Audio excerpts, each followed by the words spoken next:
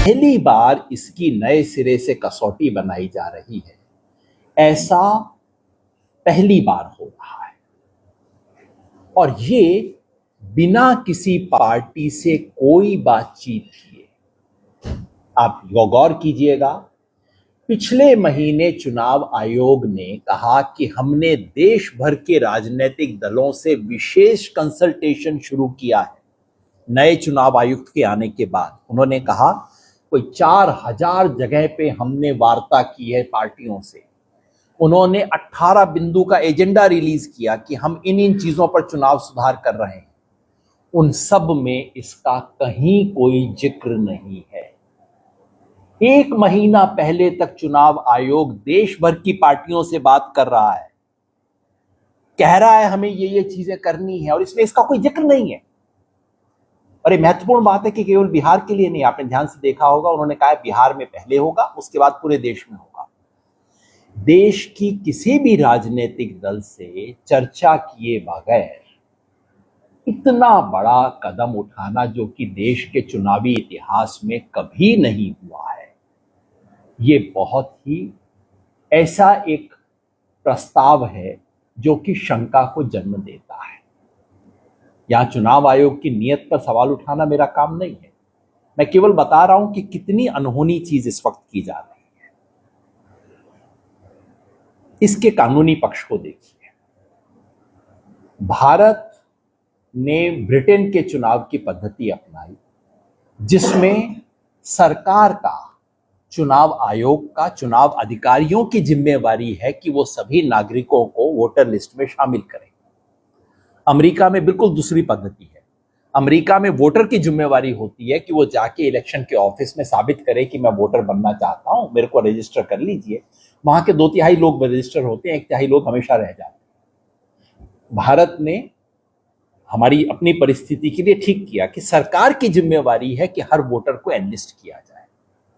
लेकिन पहली बार इस कानूनी जो प्रक्रिया है, जो ओनस है प्रूफ का, वो पलटा जा रहा है। अब पहली बार वोटर से कहा जा रहा है कि तुम साबित करो। कैसे?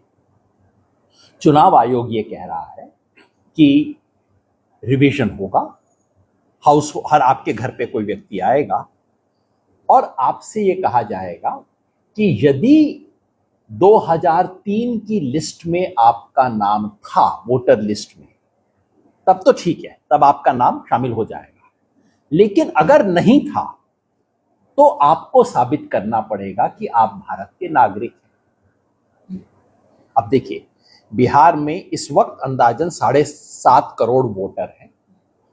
जनसंख्या के हिसाब से बिहार में कोई 8 करोड़ होने चाहिए, 8.08 करोड़ बिहार में, आप 8 करोड़ पकड़ लीजिए, 8 करोड़ बिहार में वोटर होने चाहिए। इन 8 करोड़ में कोई 3.5 करोड़ तो ऐसे हैं जिनकी उम्र 40 साल से ज्यादा है, यानी कि वो लोग, हो सकता है 2003 की लिस्ट में नाम रहा हो। 40 में इसलिए कह रहा हूं कि जिसकी उम्र 40 से कम है वो तो 2003 में मतदाता हो ही नहीं सकता था, है ना। तो 8 करोड़ में से केवल 3.5 करोड़ ऐसे हैं जो कि उस वक्त हो सकता है, उनमें सब होंगे नहीं, किसी का नाम गलत लिखा गया होगा, किसी का रेजिडेंस बदल गया होगा, किसी के तमाम लफड़े होंगे, कोई हो सकता है उस समय बाहर गया हुआ हो काम करने के लिए, तो 3.5 का भी 3.25 निकलेगा फाइनली।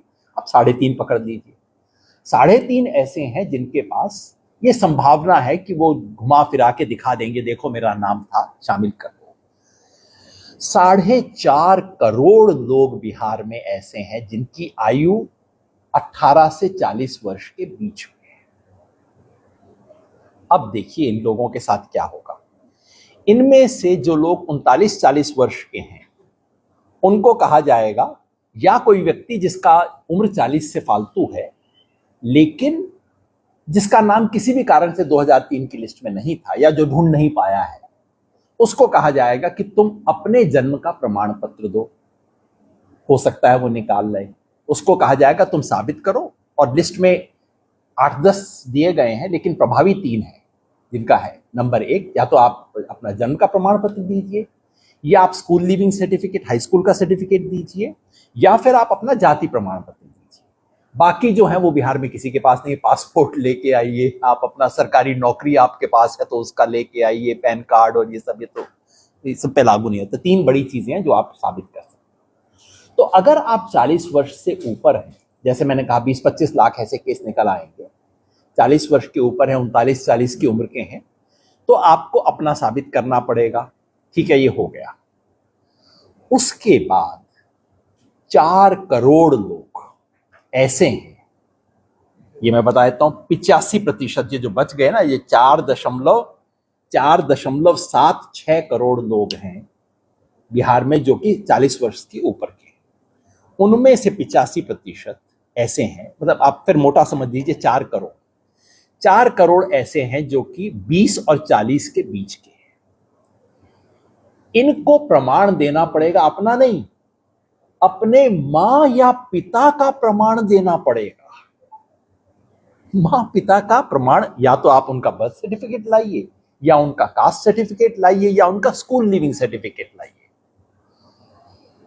और जो बच गए 15-20 लाख, 20 के बीच में है, ये 11% हुए, नहीं 50 लाख जो बच गए, उन्हें मां और पिता दोनों का प्रमाण पत्र लाना पड़ेगा।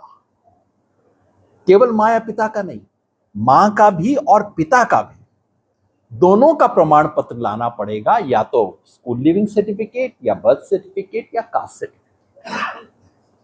अब हम सब बिहार में रहते हैं, आप सब रहते हैं, आप सब जानते हैं बिहार में कितने लोगों के पास सर्टिफिकेट होगा। फिर भी हमारे साथियों ने रिसर्च की और मैं आपको बता देता हूं बिहार में कितने लोगों के पास ये सर्टिफिकेट है। सन 2001 से 5 के बीच में बिहार में सर्वेक्षण हुआ, नेशनल फैमिली हेल्थ सर्वे, सरकारी सर्वेक्षण है, मैं कोई व्यक्तिगत बातें नहीं कर रहा। उसके हिसाब से बिहार में 2.8% लोगों के पास बर्थ सर्टिफिकेट था। 100 बच्चों में से 3 के पास बर्थ सर्टिफिकेट नहीं है बिहार में। मैट्रिकुलेशन, टोटल मैट्रिकुलेशन जो 40 से 60 साल की उम्र के लोग हैं जिनके लिए रेलिवेंट है, क्योंकि याद रखिए मुझे अपना नहीं, अपने मां बाप का सर्टिफिकेट देना पड़ेगा। इसकी उम्र 40 से 60 होगी। उसमें केवल 10 से 13% लोग ऐसे थे जिन्होंने मैट्रिक पास की। जिसने मैट्रिक पास नहीं की वो सर्टिफिकेट कहां से लाएगा? वो हो गया। कास्ट सर्टिफिकेट कितनों के पास था, इसका भी सर्वेक्षण हुआ है बिहार में। जो एससी हैं उनमें से 20% के पास कास्ट सर्टिफिकेट है, और जो ओबीसी हैं उनमें से 25% के पास कास्ट सर्टिफिकेट है। आप सारे को जोड़ लीजिए लमसम, ज्यादा से ज्यादा 1/3 लोग मिलेंगे जिनके पास इन तीनों में से कोई भी एक सर्टिफिकेट होगा।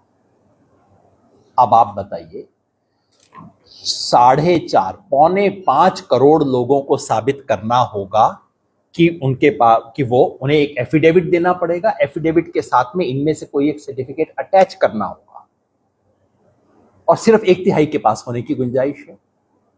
बाकी 3 करोड़ लोग कहां जाएंगे, कैसे साबित करेंगे? और याद रखिए ये सारा खेल 1 महीने में पूरा हो जाएगा। जिस बिहार में कास्ट सर्वे करने में आप जनवरी से मई के महीने तक कास्ट सर्वे हुआ, और याद रखिए कास्ट सर्वे में कोई आपसे प्रमाण पत्र नहीं मांगा जा रहा था, एफिडेविट नहीं लिया जा रहा था, सिर्फ कोई घर जा रहा था, नोट कर रहा था, उसको टाइप कर रहा था, बस। और ये कह रहे हैं कि 1 महीने में आपके घर आ भी जाएगा, आपसे एफिडेविट मांग भी लिया जाएगा, आपके एफिडेविट की जांच हो जाएगी, एफिडेविट में सर्टिफिकेट अटैच हो जाएगा। ये किस दुनिया में रहते हैं ये लोग? कम से कम बिहार में तो नहीं रहते, या मैं तो कहूं भारत में तो नहीं रहते। ये क्या खेल हो रहा है?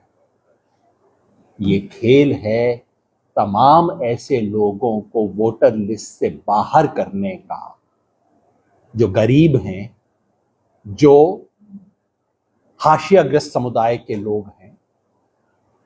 कहां से? बाप गया है पंजाब में काम करने, गया है मुंबई में काम करने, औरत घर में है, उससे आके पूछा जा रहा है कि आप प्रमाण पत्र लाइए, अपने पिता का प्रमाण पत्र लाइए, अपने पति की मां का प्रमाण पत्र लाइए। क्या खेल है, क्या समझते हैं ये? और ये सब 1 महीने के अंदर।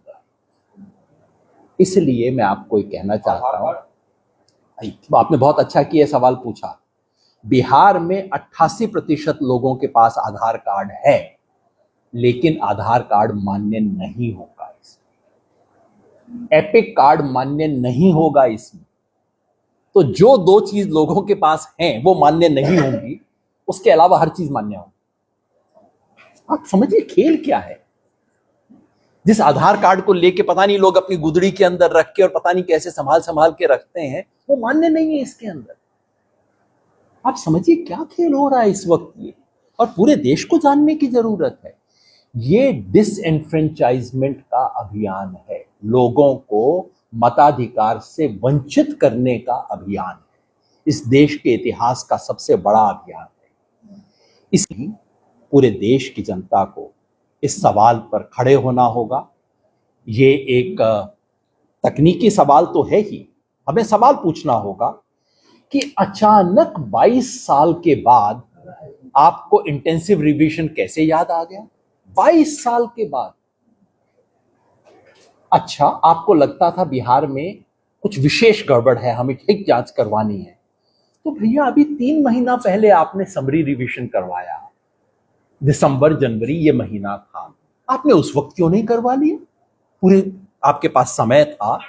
अचानक चुनाव से 2 महीना पहले जाग के आप इतना बड़ा एक्सरसाइज क्यों कर रहे हैं? पूरे देश में आपने बिहार को ही क्यों चुना है पहला प्रयोग करने के लिए? और अगर ये प्रयोग करना था तो 4000 जो मीटिंग आपने पॉलिटिकल पार्टीज के साथ की, उसमें जिक्र भी क्यों नहीं किया आपने इसका? बिहार में न जाने कितनी मीटिंग हुई, वहां आपने जिक्र क्यों नहीं किया इन चीजों का? ये कहीं चोर दरवाजे से एनआरसी लाने की कोशिश तो नहीं, कहीं ये डिसएनफ्रेंचाइजमेंट की कोशिश तो नहीं। लोकतंत्र के माध्यम से इस देश के अंतिम व्यक्ति को जो अधिकार मिला है, खाली वोट देने का अधिकार मिला है, और तो क्या मिला इस देश, वो अधिकार भी वापस लेने की कोशिश है। इसलिए मैं आपके माध्यम से और भारत जोड़ो अभियान की तरफ से आप बिहार की जनता को, बिहार के तमाम प्रबुद्ध लोगों को, क्योंकि बिहार की राजनीतिक चेतना इस देश में बहुत एक ऊंचे स्तर की है, उनके माध्यम से जनता को, बिहार के तमाम नागरिक संगठनों को और तमाम पॉलिटिकल पार्टीज को सबसे अनुरोध करता हूं कि इस सवाल को आप उठाइए और चुनाव आयोग से मांग करते हैं कि इस इंटेंसिव रिवीजन, विशेष गहन पुनरीक्षण को तुरंत रोका जाए। इसकी बजाय आप वो कीजिए जो आप कर सकते हैं, जो आपको करना चाहिए। महाराष्ट्र में क्या सवाल उठ रहे हैं कि आपने इतने नाम जोड़ दिए, काट दिए, जो आपकी प्रक्रिया थी वो आपने फॉलो नहीं की। तो भैया 1 महीने में जो आप कर सकते हैं, अपनी प्रक्रिया को ठीक से फॉलो करते हुए पारदर्शी तरीके से जो भी बदलाव करना चाहते हैं वो कीजिए, चुनाव होने दीजिए। चुनाव से पहले इतना बड़ा इस तरह का खेल मत कीजिए। भारत के चुनाव आयोग में आज उसकी जो भी स्थिति हो, चुनाव आयोग एक संवैधानिक संस्था है, इस देश के चुनाव में लोगों की आस्था है, और इसलिए हम सब की जिम्मेवारी बनती है कि चुनाव आयोग से इतनी तो उम्मीद करें कि वो इस देश के अंतिम व्यक्ति को वोट देने के अधिकार से वंचित नहीं करेगा। धन्यवाद।